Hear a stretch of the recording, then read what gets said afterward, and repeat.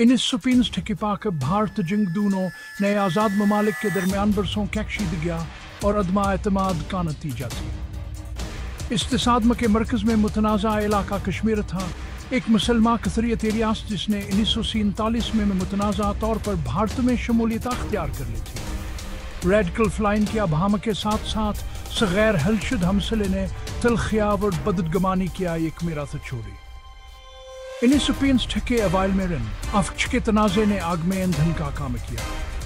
भारत की रियासत जरा था और पाकिस्तान के सूबा संध की सरहद से मुलहका वीरान खता हिंदुस्तानी और पाकिस्तानी अफवाज के दरमियान मसले तसादम काम बन गया। जबकि जंग बंदी करवा दी थी, रिनाफिक्स में तनाज़ा ने एक खतरनाक मिसाल कायम किया और पाकिस्तान को कश्मीर में अपने दावों को ज्यादा जारहाना अंदाज में आगे बढ़ाने की तरगीब दी। ऑपरेशन जिब्राल्टर के साथ सूरत हाल मजीद खराब हो गई। यहाँ एक खफिया ऑपरेशन था जो पाकिस्तान ने अगस्तान 1965 में शुरू किया था।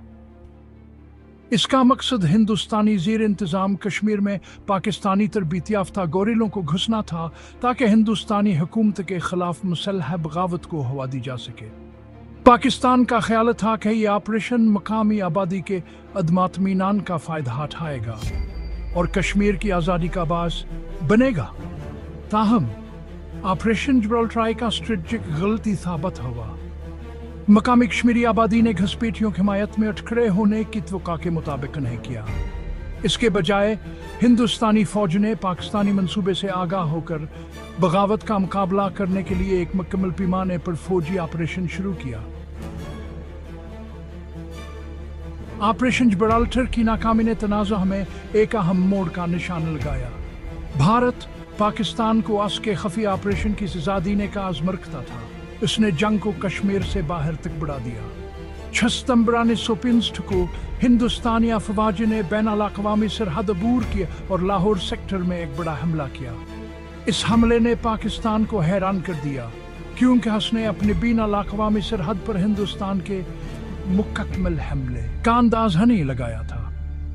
दूसरी जंग अजीम के बाद से अब तक की सबसे बड़ी 3 लड़ाइयों में से एक 54 की लड़ाई शुरू हुई जिसमें दोनों तरफ भारी जानी नुकसान हुआ। शदीद लड़ाई के बावजूद पाकिस्तानी दफा बरकरार रहा और हिंदुस्तान का पेशकदमी रोक दी गई। दरियासना कश्मीर के महाज पर शदीद लड़ाई जारी रही। पाकिस्तान ने ऑपरेशन ग्रैंड सलाम शुरू किया जो एक जारहाना कार्रवाई थी जिसका मकसद यज्ञ के लिहाज से अहम शहर अखनूर पर कब्जा करना था। अखनूर पर कब्जा करने से जम्मू व कश्मीर में हिंदुस्तानी अफवाज को सद की फराहमी की लाइनों को खतर लाहिक हो जाता। ताहम हिंदुस्तान पाकिस्तानी जारहत को पास करने में कामयाब हो गया और कश्मीर में लड़ाई तअतल का शिकार हो गई। दोनों फरीकीन ने तनाज़े के लिए खातर फौजी वसाइल मुख्तस किए थे और इंसानी नुकसान बढ़ रहा था। सेक्शन 4 बैन-अल-अक़वामी में दाखिल तावर जंग बंदी। जैसे जैसे तनाज़ा बढ़ता गया आलमी ताकतों ने इस पर तवज्जो देना शुरू कर दी। अमरीका और सोवियत यूनियन जैसे ममालिक के साथ साथ अक़वाम मुत्तहिदा ने जंग बंदी पर जोर दिया। सफारती दबाव बढ़ता गया और दोनों ममालिक को बढ़ती हुई बैन-अल-अक़वामी जांच पड़ताल का सामना करना पड़ा। आखिरकार 22 सितंबर 1965 को जंग बंदी का ऐलान कर दिया गया जिससे दुश्मनियों का खात्मा हो गया। सेक्शन 5 ताशकंदा इलामी हावर जंग की मीरास। जंग बंदी के बाद दोनों ममालिक ने ज्यादा देर पामन की कोशिश की।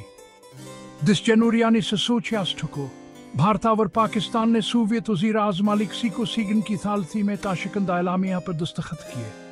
इस माहदे का मकसद इक़्तिसादी और सफारतियत ताल्लुकात को बहाल करना था।